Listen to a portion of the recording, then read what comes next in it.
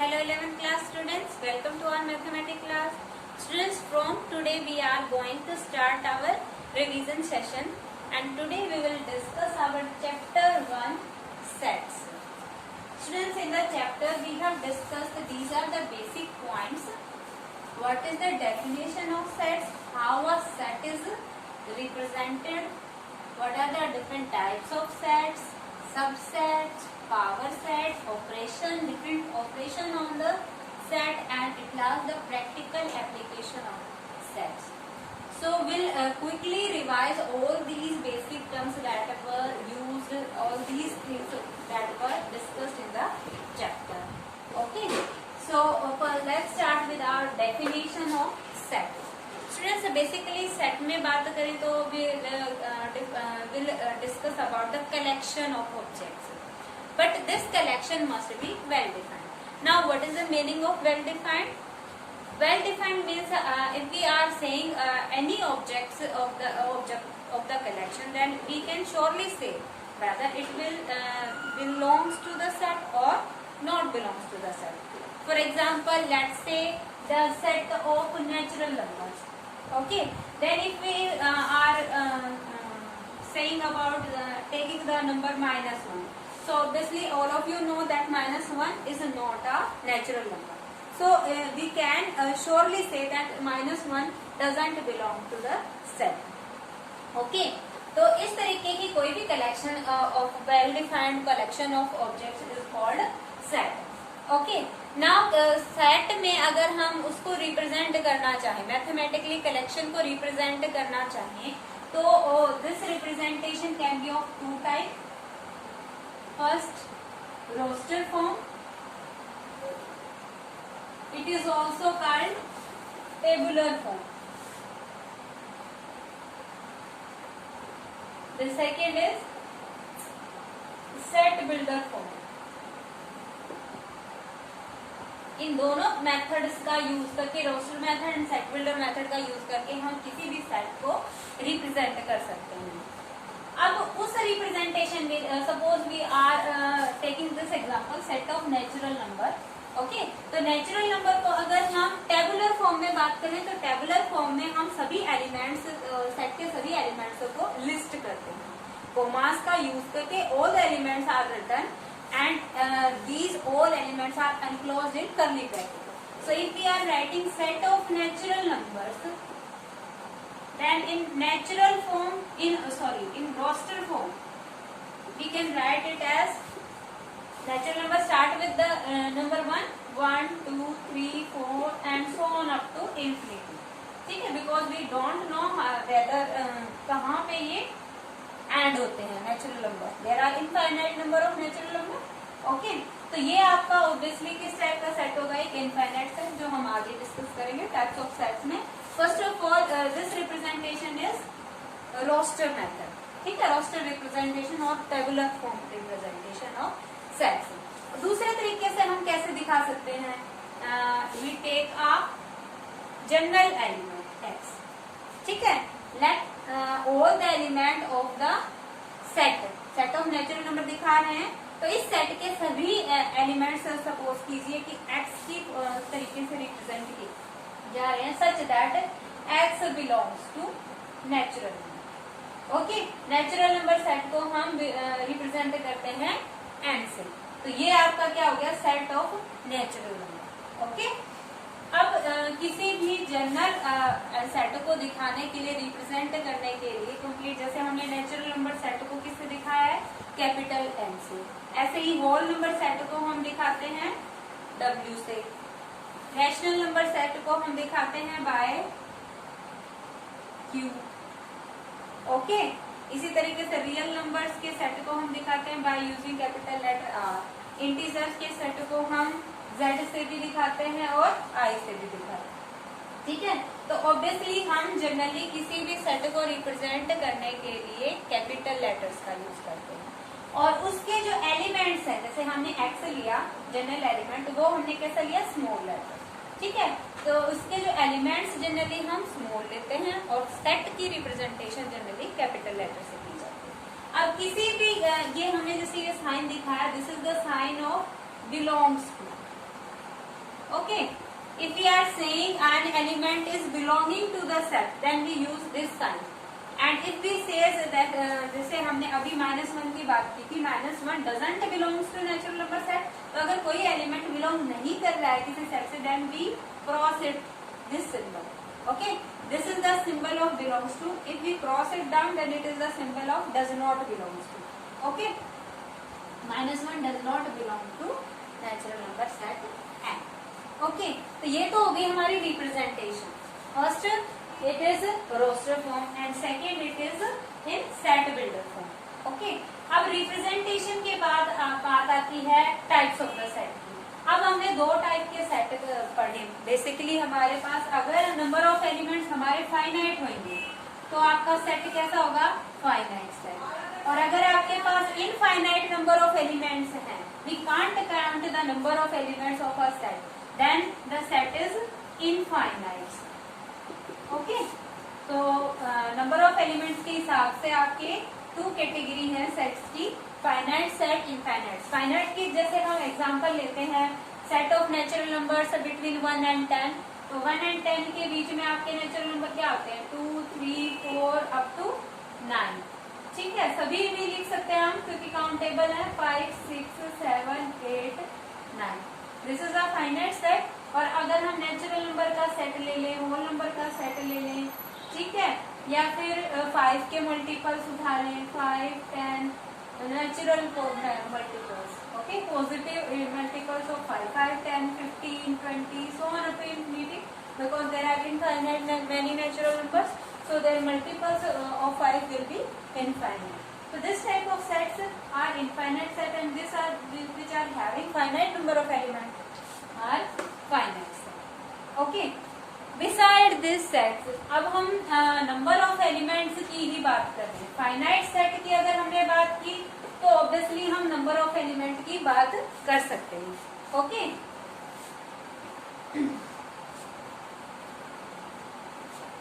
अब बात कर रहे हैं हम नंबर ऑफ एलिमेंट की. Any set, let A be any set and n be the number of element. Number of element. Okay, then this n number of element are called order of the set. Okay, we can say it the order of the set or cardinality of the set. The number of element of any set. Okay, and the next is our equal set. इसी number of set के ऊपर हमारे types आते हैं equal sets and equivalent sets. And the equivalent sets तो हम बाद में डिस्कस करेंगे, ये सबसेट का आपका पार्ट होता है. Comparable sets, sorry equivalent set है, comparable. Equal sets having same number of element and also the elements are also same. ठीक है, if we are saying only the order of the sets are equal. Okay, two sets, suppose set A having element 1, 2, 3 and another set B is having elements A, B, C, then both of these have number of element in A. This is the representation for the cardinality of any set. Number of element in set A is 3, and also here number of element in set B is also 3. Both are equal. If the number of elements are same, then the sets are equivalent. But if the elements are also same, that is in the set A we are having 1, 2, 3, and also in set B we are having elements 1, 2, 3, then these are equal sets. Okay, आपके number of element भी same होने चाहिए, also आपके elements भी same होने चाहिए, तब आपके सेट्स क्या हो जाएंगे? इक्वल. ठीक है, इक्वल सेट्स को हम दूसरे तरीके से भी डिस्कस करेंगे जब हम सब सेट्स के ऊपर आते हैं. ठीक है, सब सेट्स के अंदर हम इक्वल सेट्स को दूसरे तरीके से डिस्कस करेंगे. लुक हियर, व्हाट आर सब सेट? सब means part. Set part means set का कोई भी पार्ट सब सेट होगा. जैसे हम उठाते हैं इसी सेट की बात कर ले 1, 2, 3, तो इसके अगर हम पार्टीशन करना चाहें तो देखिए we can have a set having no number of element. देखिए ये सेट जिसमें कोई number of element, there is no element in the set, then the set is a null set and its representation is this 5। ठीक है, this is a null set or we can say empty sets। Okay, इसी तरीके से a set having only one element is called singleton set। ठीक है, जैसे अगर हम कहें केवल 5 एलिमेंट है, ठीक है, set of natural numbers between 4 and 6, तो केवल एक ही नेचुरल नंबर रह गया 5, तो it is a singleton set. And if we are saying set of natural numbers between 5 and 6, तो 5 और 6 के बीच में तो कोई भी नेचुरल नंबर नहीं है, that means there will be no number of element, no element in the set, that means that set will be a empty set, null set, और we can say void set. ठीक है, तो अगर हम सब set की बात करें तो सबसे छोटा सेट है जो सभी का सेट सब सेट है, that is the null set, जिसके अंदर कोई एलिमेंट नहीं। नेक्स्ट हमारे क्या आ सकते हैं, सिंगलटन सेट आएगा भाई। सभी सिंगलटन इसके उठाएं तो 1 अलग से हो गया, 2 अलग से हो गया, 3 अलग से हो गया। ओके, अब हम पेयर्स वाले सेट उठाते हैं। पेयर्स में हम 1 2 का पेयर, 1 की 2 के साथ ली, फिर 1 की 3 के साथ ली पेयरिंग। ठीक है, फिर 1 की हो चुकी सारी, फिर हम 2 की लेते हैं, 2 की 3 के साथ होगी। ओके, सभी आ चुके हैं हमारे पास। तो इस तरीके से, और अब लास्ट हमारा कौन सा रह गया, जब हमारे टोटल नंबर ऑफ एलिमेंट्स 3 हैं तो ऑब्वियसली सारे के सारे आ जाएं। ठीक है, set itself, this is the universal set. Okay, number जो आपका कंप्लीट सेट होता है, जिस सभी सबसेट्स का जो सबसे बड़ा सेट होता है, that is the super set of all the subsets, is the universal set. Okay, तो ये सेट इटसेल्फ जो आएगा, ये क्या आएगा, सेट 1 2 3, जो पूरा सेट है। तो यहाँ पे अगर हम काउंट करें तो ये सारे आपके क्या हैं, these are all the parts of this set. ठीक है, so all these are subset of this set. So in this way we have written all the possible subset of this set। Subset तो हमने देख लिया क्या होते हैं। ठीक है, कोई भी ऐसा पार्ट किसी सेट का जिस वो कंप्लीटली कंटेन हो इस सेट के अंदर। जैसे हमने 5 दिखाया, तो 5 तो having no element, that means it is contain. अब 1 भी इसके अंदर है, 2 सेट भी इसके अंदर है, 3 भी इसके अंदर है, ये all of these are also contain in this set. Similarly 1 2 भी इसके अंदर है, 1 3 भी इसके अंदर है, 2 3 भी इसके अंदर है, all of these are also contain in this. ठीक है, हम रिप्रेजेंटेशन कैसे करते हैं, अब जैसे अगर हम यही सेट उठा दें 1, दिस इज कंटेन्ड इन, ठीक है, इन सेट 1 2 3, और we can say this can be called as contained in और सबसेट। ठीक है, means this 1 is set 1 is subset of set 1 2 3। Okay, और वी कैन से set 1 is contained in the set 1 2 3। ठीक है, दोनों में से किसी भी तरीके से हम इसको कॉल कर सकते हैं, रीड कर सकते हैं। अब बात आती है number of subset, how many possible number of subsets are there. Students यहाँ पे देखें तो काउंट कीजिए 1 2 3 4 5 6 7 8।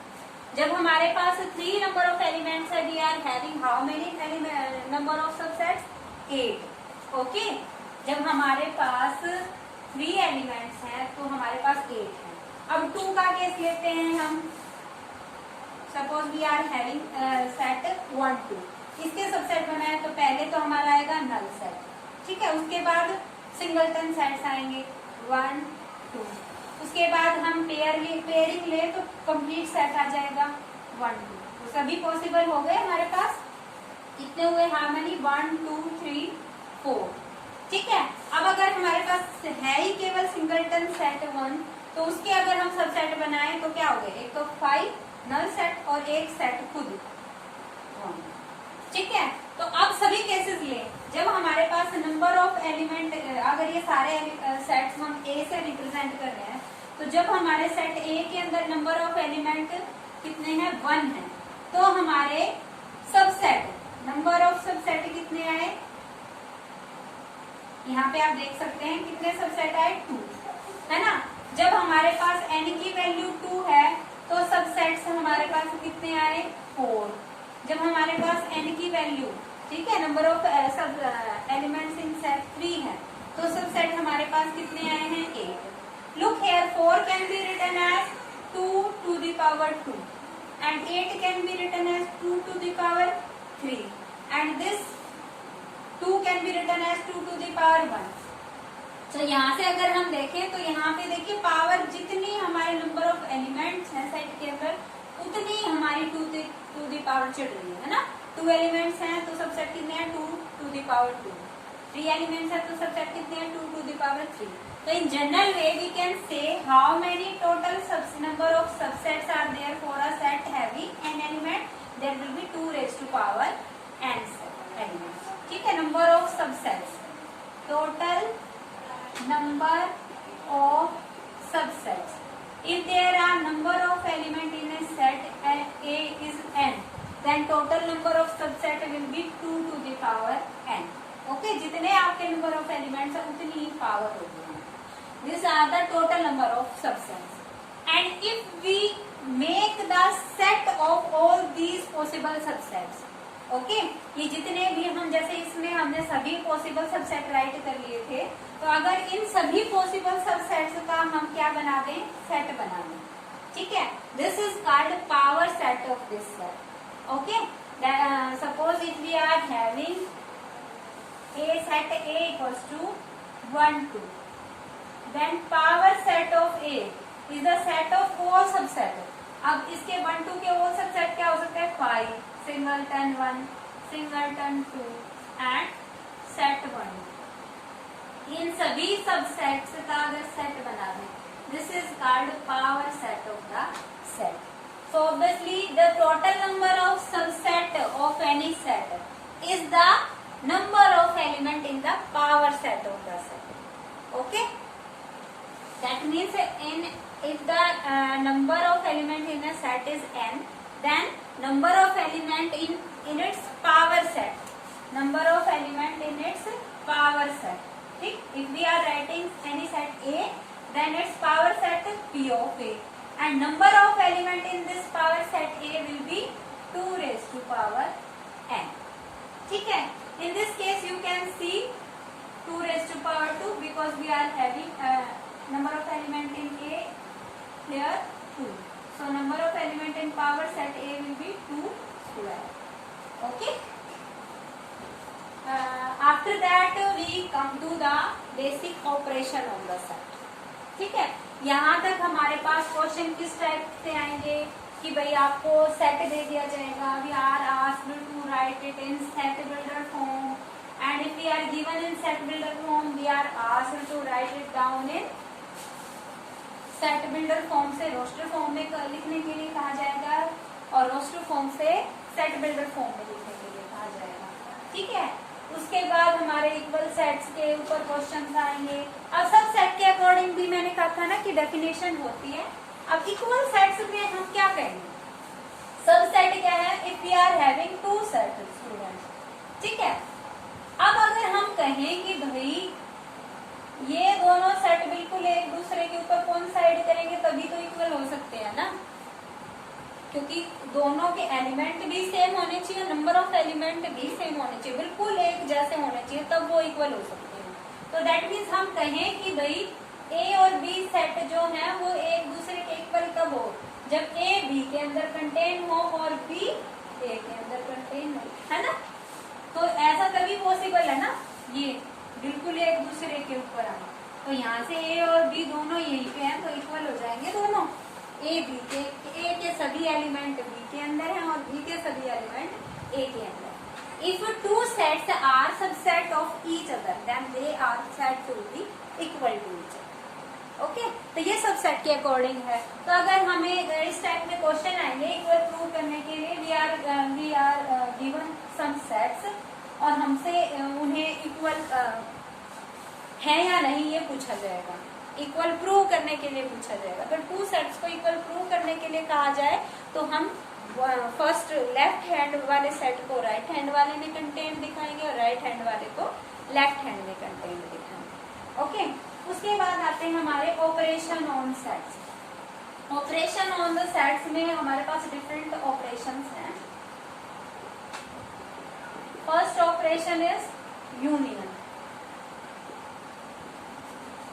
यूनियन करना मीन्स एक दूसरे को के साथ कंबाइन करना, ठीक है। भी हमारे पास केसेस, अगर हम टू सेट्स के ऊपर बात करें तो भाई किस तरीके से हो सकते हैं, या तो वो दोनों डिसजॉइंट होंगे, या फिर वो दोनों बिल्कुल एक दूसरे के अंदर कंटेन्ड होंगे, एक दूसरे के अंदर कंटेन्ड है, या फिर उनका कुछ पोर्शन होंगे। यही केसेस हो सकते हैं, है ना। तो अब इन केसेस में जब वो डिसजॉइंट है, यूनियन क्या कहता है कि हमें आइदर द एलिमेंट ऑफ ए और द एलिमेंट ऑफ बी और बोथ। तो अगर वो डिसजॉइंट है तो ए और बी के either of A either of B, तो दोनों के जो number of element in A है और number of element in B है, दोनों को जोड़ देंगे तो हमारे पास क्या आ जाएगा, number of element in A union B. This is the symbol for the union, okay. And if we are having this case, some portion is common, ठीक है। तो यूनियन क्या कहता है, either this is A, this is B, this is A intersection, ठीक है। Either the element belongs to A में ये सारा है, और इन बी और इन बोथ, ठीक है। तो यहाँ बोथ वाला पोर्शन आप देख सकते हैं, वो ए में भी आ रहा है और बी में भी आ रहा है, 2 टाइम्स आ रहा है ना। तो हमें क्या करना है, ये सारे एलिमेंट एक बार लिखने हैं, है ना।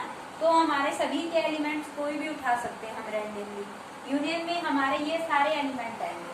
तो अगर हम number of element A plus number of element in B करें, तो ये वाला जो कॉमन पोर्शन है ये हमारा 2 बार रिपीट होगा, एक बार ए में इंक्लूड हो गया, एक बार बी में। तो अगर हम इसे सिंगल टाइम सब्ट्रैक्ट कर देंगे यूनियन इंटरसेक्शन वाले पोर्शन को, then we will have the common for the union portion. We get the number of element in A union B.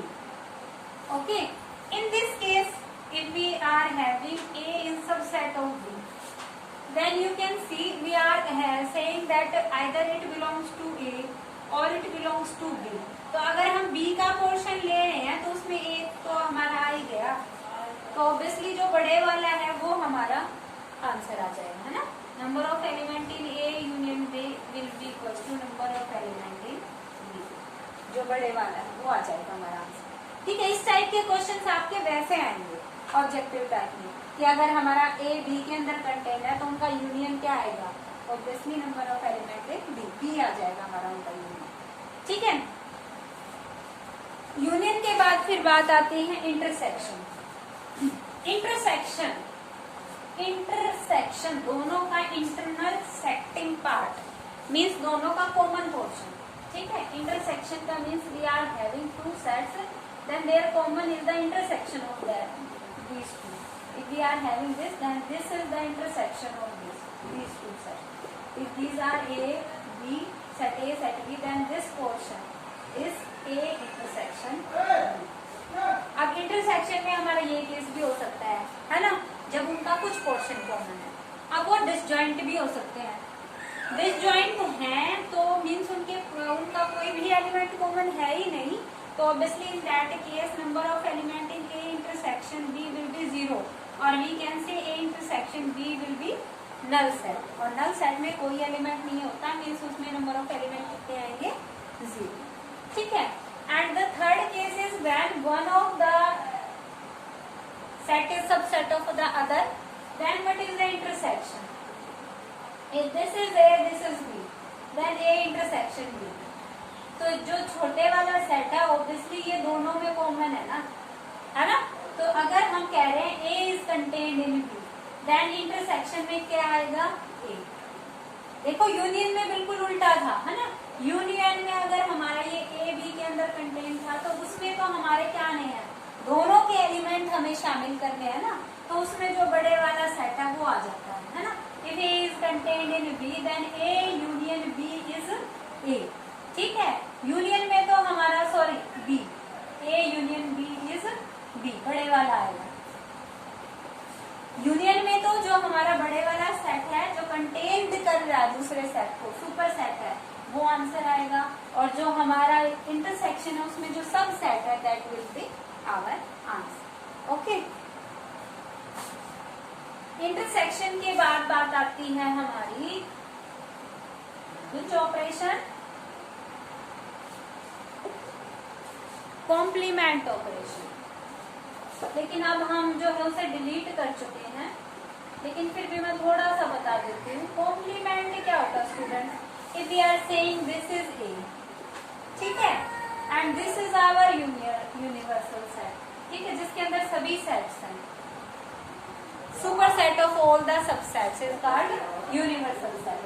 So obviously A B, अगर इसके अंदर हम दो सेट लेके चले तो ए भी इसी के अंदर है, बी भी इसी के अंदर है। ये डिसजॉइंट भी हो सकते हैं, इनके अंदर कुछ कॉमन भी हो सकता है, एक दूसरे के अंदर बिल्कुल कंटेन भी हो सकता है, ठीक है, सभी केसेस हो सकते हैं।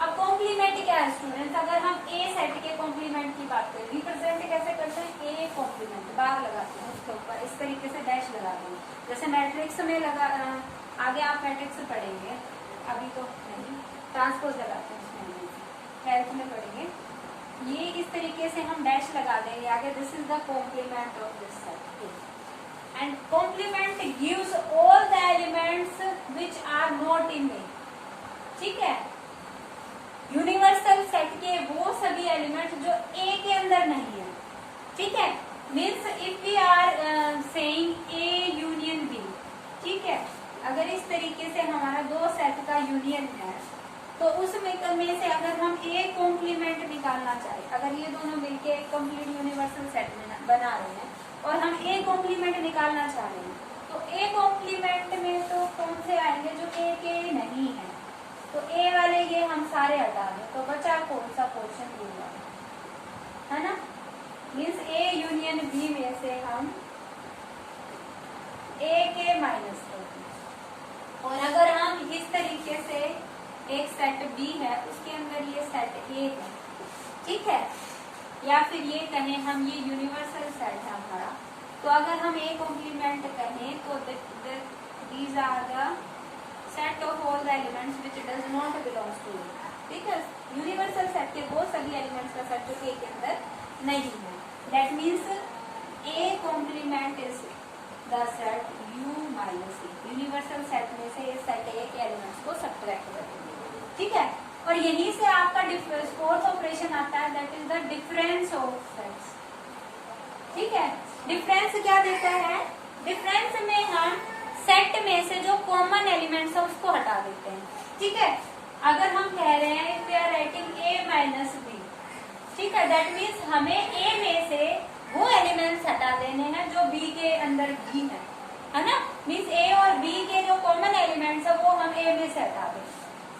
अगर हमारे पास एलिमेंट्स है 1 2 3 4 और बी के अंदर एलिमेंट्स हैं ये ए के हैं, और बी के अंदर है हमारे पास 2 3, तो वही ये जो 2 वाले बी वाले एलिमेंट है ए माइनस बी निकालना है, ए में से बी के एलिमेंट मत हटा दो, तो ये जो 2 3 है ये हमें हटा देना है, हमारे पास रिमेनिंग क्या बचा 1 4, ठीक है, मीन्स वी आर सब्ट्रैक्टिंग ए में से ए इंटरसेक्शन बी, है ना, दोनों के जो कॉमन एलिमेंट्स है वो हटा देंगे, ओके, कॉम्प्लीमेंट हो गया, डिफरेंस हो गया, ओके, अब कुछ इनकी कॉमन प्रॉपर्टी है वो आप प्रूफ में पढ़ लोगे, वैसे तो यूनियन की और सारे जो ऑपरेशन की जो बेसिक बातें थी वो मैंने आपको बता दी है, वेन डायग्राम भी मैंने आपको बता दिया कैसे बनेगा।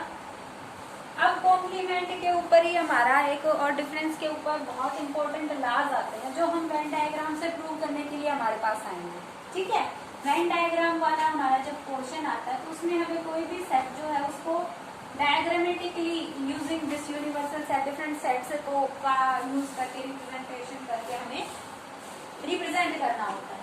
जैसे if we are say set to represent A minus B, तो ए माइनस बी स्टूडेंट्स हम क्या कह सकते हैं, if this is A and this is B then A minus B, ये जो कॉमन पोर्शन है ये ए में से हमें हटाना है ना, ए माइनस बी को अगर हम देखें ऑपरेशन की फॉर्म में तो ए माइनस बी क्या होता है, ए में से हमें क्या हटाना है, ए इंटरसेक्शन बी, ठीक है, तो ए में से इंटरसेक्शन भी, this is intersection and this is ए, ये हटा देंगे हमारे पास, तो क्या बचेगा,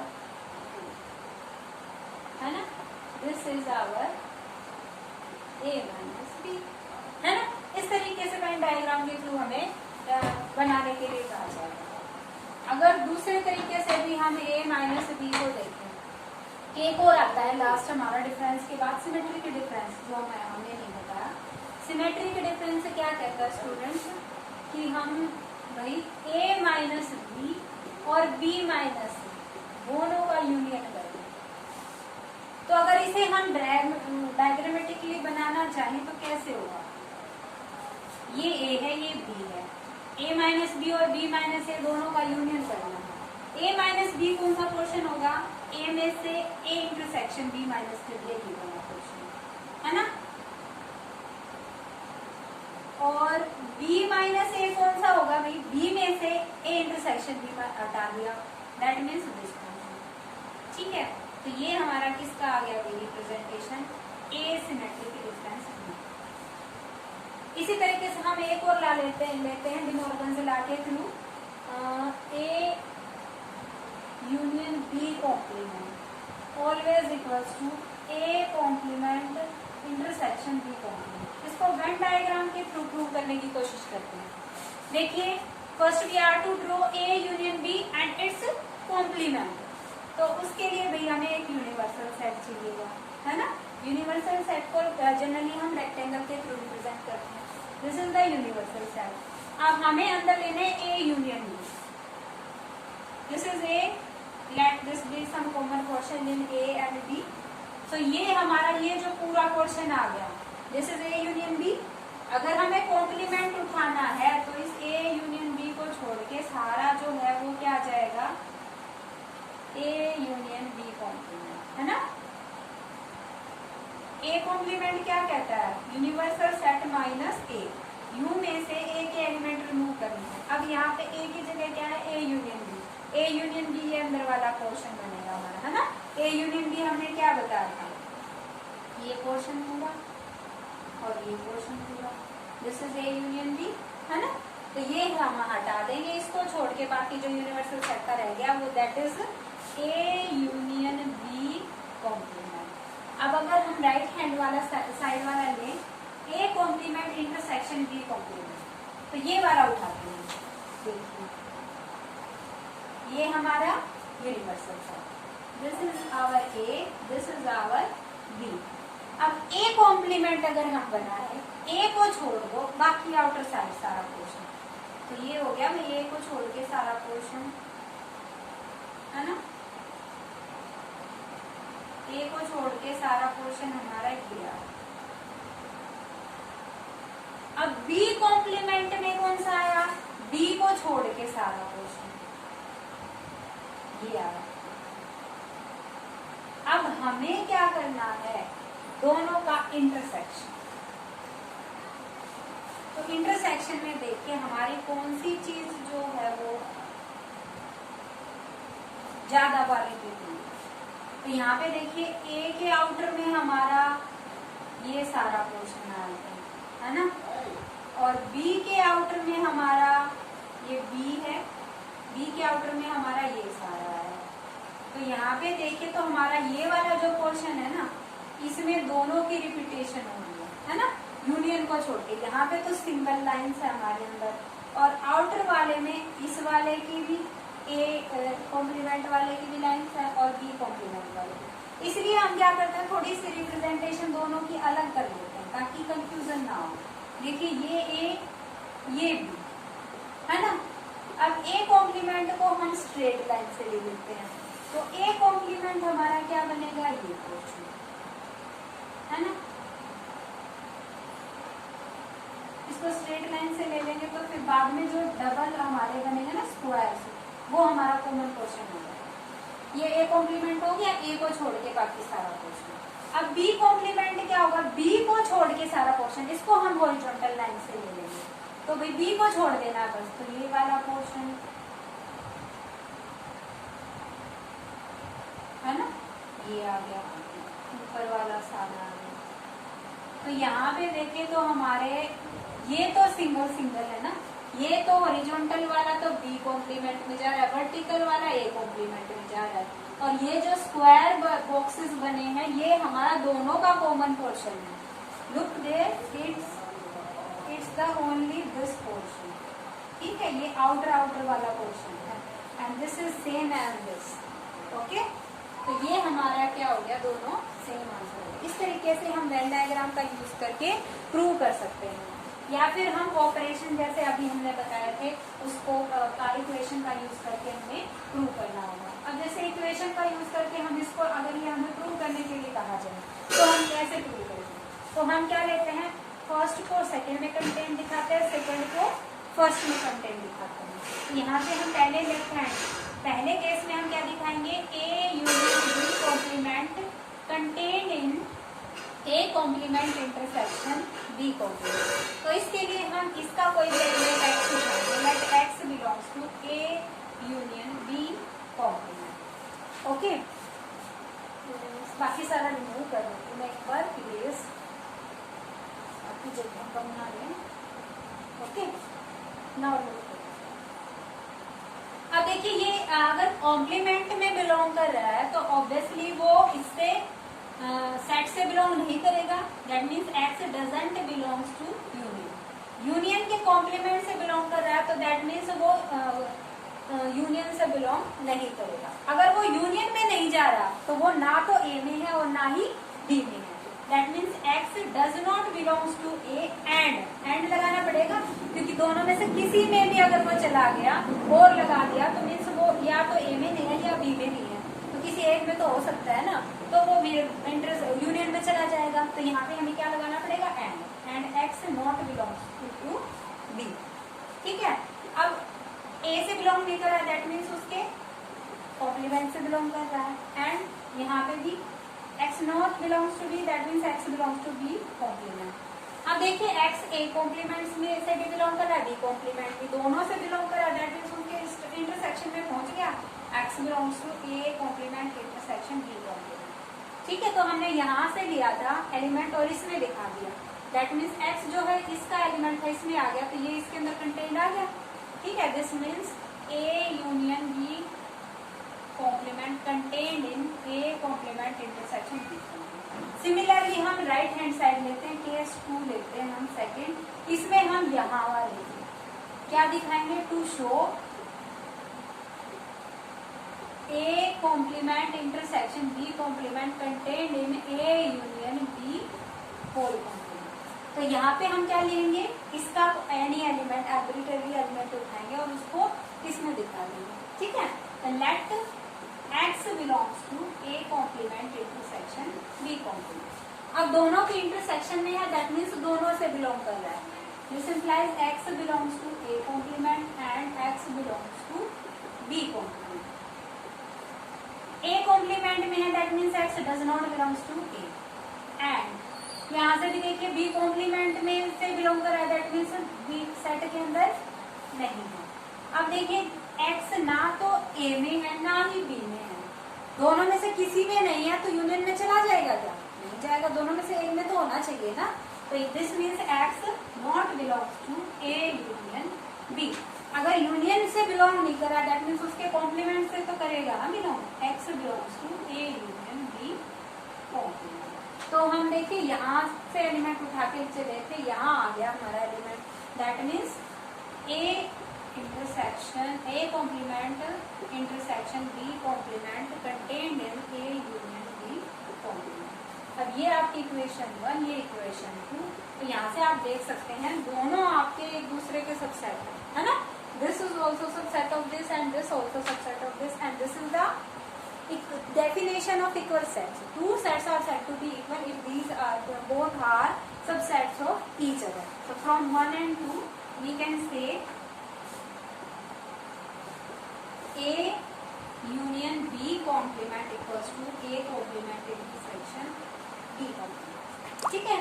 तो हम देखिए पिछले में हमने वेन डायग्राम के थ्रू प्रूव किया और यहाँ पे हमने वैसे इक्वेशन के थ्रू आवर एक्सप्रेशन के थ्रू, ठीक है, ऑपरेशंस के थ्रू हमने प्रूव किया। तो आप किसी भी वेन डायग्राम के थ्रू भी प्रूव कर सकते हैं, ऑपरेशंस के थ्रू भी आप प्रूव कर सकते हैं, जैसे आपसे पूछा जाए। ठीक है। Now come to our last but very important exercise question, practical applications of sets. देखिए यहाँ पे आपसे न्यूमेरिकल स्टेटमेंट दे के क्वेश्चन पूछा जाएगा और उससे आपको आंसर करना है, ठीक है। Let us take an example of our exercise, just a minute.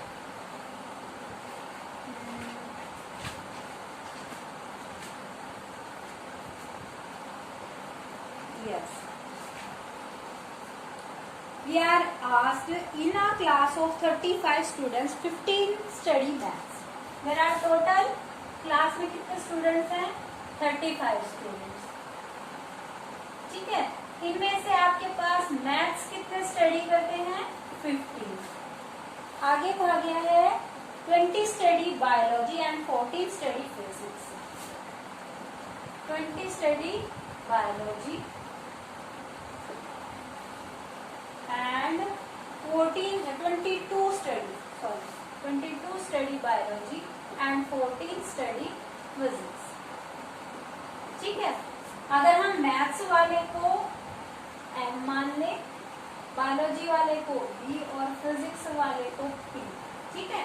3 sets हैं हमारे पास और तीनों का यूनियन ऑब्वियसली क्लास में हमारे सभी एलिमेंट। आगे कहा गया है if 11 student study both maths and biology, 11 both maths and biology, okay।